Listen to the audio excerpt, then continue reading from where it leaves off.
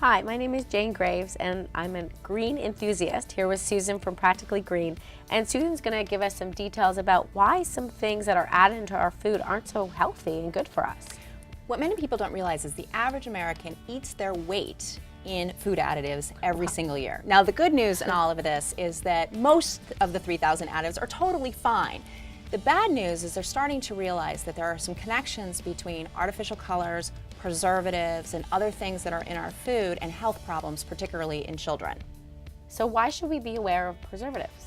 So preservatives help keep food fresh, which is not a bad thing, but both natural preservatives and artificial preservatives have been shown to be linked to some growing health concerns. And so I'll go through some of the most common preservatives that you're going to find in food. So sodium benzoate you find in many sodas. And sodium benzoate, particularly when being mixed with either yellow number 5 and or ascorbic and citric acid, can break into benzene, but it also can cause hyperactivity. Another preservative are nitrates, and nitrates are used to keep meat fresh, but people can have severe allergic reactions to nitrates and get feelings of being really flushed, and they are also being shown to accumulate over time in the fatty acids of your body and can cause longer-term carcinogenic or other health problems.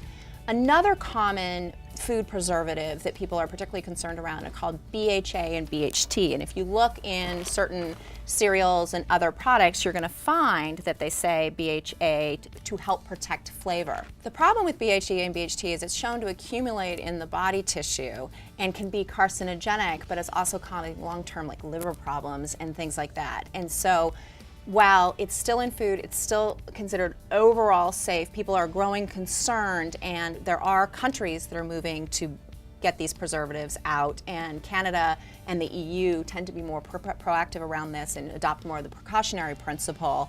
And so I think in the interim, parents just need to be aware of what products have these preservatives and ingredients and try and reduce their exposure to them whenever possible. Okay, so what about sulfites? Is that a type of preservative that we should be aware of? You should. Sulfites naturally occur in beer and wine, but they're added to other foods, things like soups and processed foods, and they are there to reduce discoloration in the food. The problem is that many Americans are very sensitive to sulfites, and the reaction ranges from hives to death. As a result, the US FDA banned them from the use of preservation for fruits and vegetables, fresh fruits and vegetables, but it still can be found in a lot of other foods. And so you want to read the label and look for, it'll say sulfites or sodium sulfites, and avoid those foods, particularly if you believe you're sensitive to them. Yeah, I mean, I was looking for mustard the other day, and it's really hard to find mustard without sulfites. Yeah, it is. It really is. Yeah. So the top preservatives that we should avoid? First one would be BHA and BHT, and then also be sensitive to sodium benzoate, particularly when it's mixed with artificial colors and or ascorbic acid, and finally nitrates and sulfites. Once again, this is Jane Graves and Susan Hunt-Stevens from Practically Green. I want to thank you so much for joining us today. It was great to be here, and we encourage all of our viewers to come take the quiz at Practically Green, find out how green you are, and you get practical suggestions of things you can do next to live a healthier and greener life. Thanks so much for watching. Be sure to subscribe and check out more of our great videos. And if you want more tips on going green, send us an email at request@mahalodotcom.